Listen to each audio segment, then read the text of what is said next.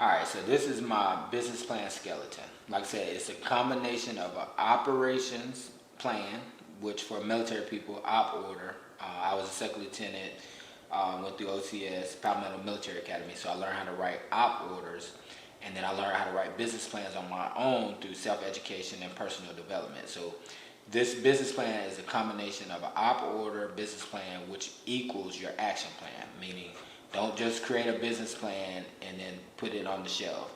It's meant to take action, or the steps are meant to be actionable. All right, so this is my skeleton. The formula, like I said, is going to be 5 W's, 1 H. 5 W's, 1 H. All right, now the first W, who, is going to have a few different components to it. So, all right, first thing you're going to write on your business plan is who, and then in quotations to remind you what you're going to be writing in this section, I just wrote my company brand. So we're going to basically put your business together, my company brand. And that's going to consist of your name, so your company name. If you're LLC, make sure you add the LLC to it. Address. All right, for people who don't have an office, I wouldn't recommend you use your personal address. You can get a UPS store box for about $20 a month, and it'll have a suite address. So just say mine was suite 150-150. All right. Perception is what you're selling. So it looks like I have an office or had an office for that particular business, but it actually was just a UPS store box that you pay $20 a month for. All right. Then next you have your email. For those of you who are listening and think that you can't make money using a Gmail, I'll tell you otherwise. All my companies, I use Gmail. Hadn't had any problems making money. My cleaning company, my old cleaning company, was AP Cleaning Services at gmail.com. Made millions of dollars using Gmail. So for critics that say, oh, okay, you need a company email, that's a myth. Gmail is just fine. Now, I wouldn't say Yahoo is, but Gmail is just fine. All right, next you got phone number. Here, like I said, you don't have to use your personal number, or you don't have to have a business line. All right, GoDaddy has a virtual number, and the company I use the most is called evoice.com.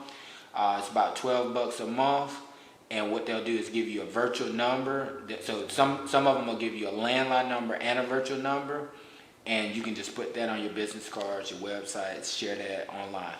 Now, I personally use my one of my personal cell phone numbers because I want to be accessible. So I want my clients to be able to reach me versus not. So I use my personal number, and then some businesses I use e-voice number or virtual number because it just makes sense. If I'm dealing with a national crowd, then they can contact me toll free. All right, the next thing you want to do is you want to get your free Google business page and then write your link down for that. So the reason why you want a free Google business page, well, for starters, Google is the biggest search engine in the world.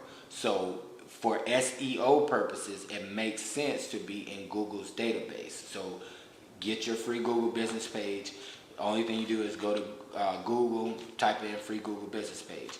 Now, I get a lot of leads off my free Google business page, all right? Next, you want to set up your free Yelp business page. I get a lot of leads off of Yelp.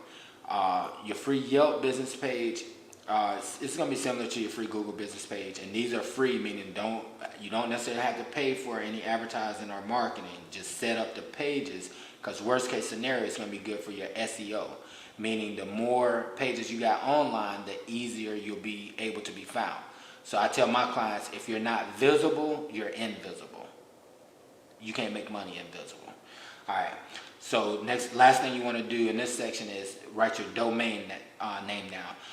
Even if you don't have a website or don't plan on building one now, go ahead and reserve, because it's just $10, $15 to reserve a domain. So go ahead and go to GoDaddy or whoever you use and go ahead and buy your company domain name. All right. If the .com is not available, get the .net. It's equally as good. And if you're org, of course, get the .org. All right. Next section you would have is, it's going to be another who, and then in quotations you're just going to put my target market. All right. I got a little sketch to kind of help you understand what you need to write in that section. So for starters, a target market is any person or business that most likely wants or needs your products or services and that can afford it. So any person or business that most likely wants or needs your products and services and that can afford it. That's what a target market is. So to figure out what your target market is, you simply just draw a customer avatar. My handwriting and my drawing sucks, so bear with me. But what you want to focus on is these 4 points: race, age, gender, occupation. Race, age, gender, occupation. Meaning and I usually use the two largest demographics. So if you're using black and white, depending on which one buys the most out of 100%, you write it in percentages. So if it's 60% black, 40% white, you write that percentage. Age-wise, I usually use a 10-year spread, so 10 to 20-year spread. So just say, for instance, if your demographic is 20 to 30, that's the 10-year spread. Some people, it might be 20 to 40.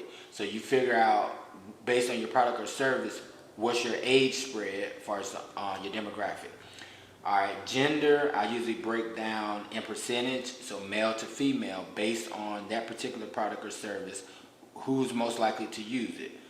This percentage of male, this percentage of female.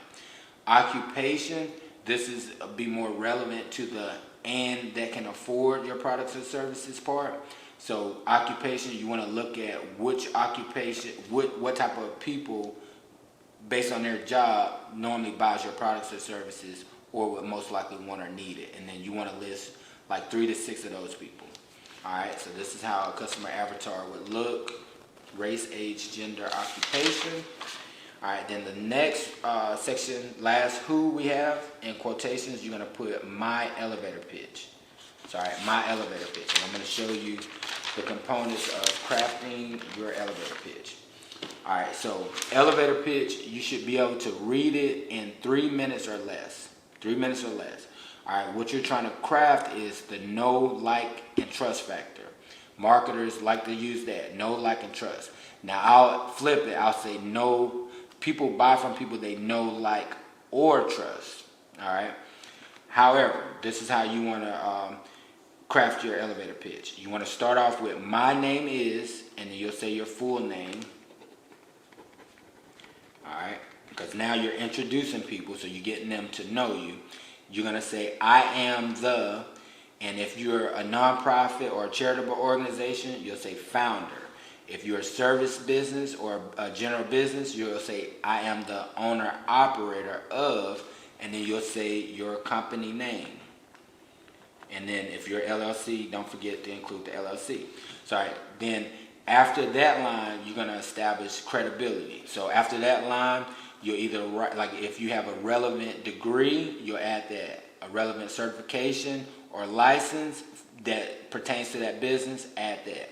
All right, then immediately after that, you'll say, we specialize in. Sorry, whatever your specialty is. Remember, people that specialize get paid the most money. Sorry, like a heart surgeon would get paid more than a general doctor. They specialize in surgery of the heart. All right, then you'll go on to say, we offer the following products or services. And you'll list your top 3. Don't list 1,000 services or products. You'll list the top 3. So we offer the following products or services. All right, then I like to end my elevator pitch with a question. So we'll just say this elevator pitch was for my cleaning business. I'll ask them, do you currently have a janitorial service that you contract with? And I'll do a question mark. So just say if I was sending my elevator pitch to a new friend that I just added on LinkedIn, I would send this elevator pitch with the question. If I'm offline, I would say my elevator pitch and then I'll ask the question. All right. So until you get this elevator pitch down packed, I recommend you write on an index card, read it 5 to 10 times a day until you commit it to memory. So read it 5 to 10 times a day, and then once you can memorize it or regurgitate it without the index card, then you can do away with it. All right. So the next section we got is going to be what. So on a piece of paper, on the left side, you're going to write products. On the right side, you're going to write services. And then you're just going to list them. I would say list them and then also put the price by them. All right, whether it's per item or per hour, per 30 minutes. Don't forget, in the product section, don't forget digital products. Digital products make a lot of money. All right, whether that's an ebook, video course, whatever. You want to list your digital products in your product department. All right. Next section is going to be when. All right. By this section, you're going to focus on dates. And I tell people a goal without a date is just a dream. So a goal without a date is just a dream.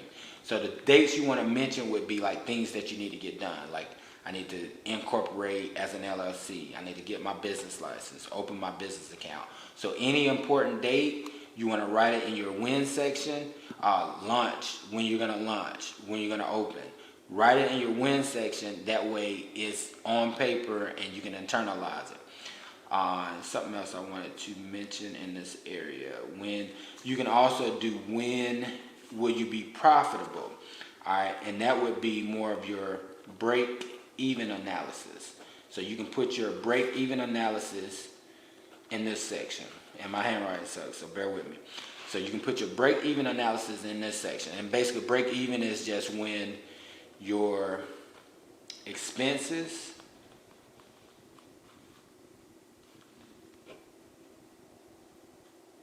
equal out to your profits. So just say if you spend $100, when you make $100, that's when you break even. All right. When you break even, so that means when your losses meet your gains. That's break even point. All right. The next section is going to be where. All right. In this section, you want to focus on the geographic area that you're going to service clients at. Now, online, you're going to service anyone. If you have a product or service where you can drop ship, send email, a video course, ebook, whatever, everybody is a potential client online. Now, this section where is going to be more important when you're talking about offline.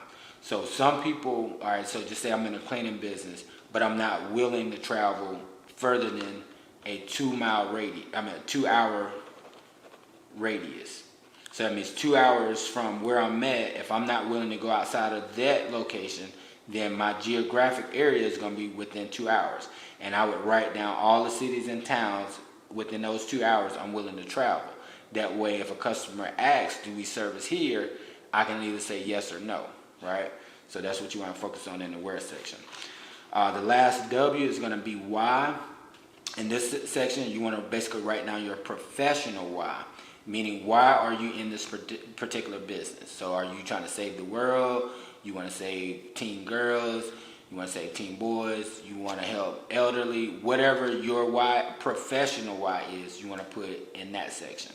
All right, then you're going to have a second why. So you got why one, which is your professional why. And then you got why two, which is just your personal why. So I'm going to give you my personal why. I went into any business that I've ever went into for 3 F's. Financial freedom, number one. Well, not number one, but I'm going to write it number one because I love my family a little more. So financial freedom, family. So family would be number one in my book. Then financial freedom. And then flexibility, which the financial freedom will allow you the flexibility. So my personal why for going into any business is 3 F's. Financial freedom, family, and flexibility. All right. Then the last section, you have how. And this is more your strategies. How is, okay, your marketing strategy, your advertising strategy, and your promotion strategy.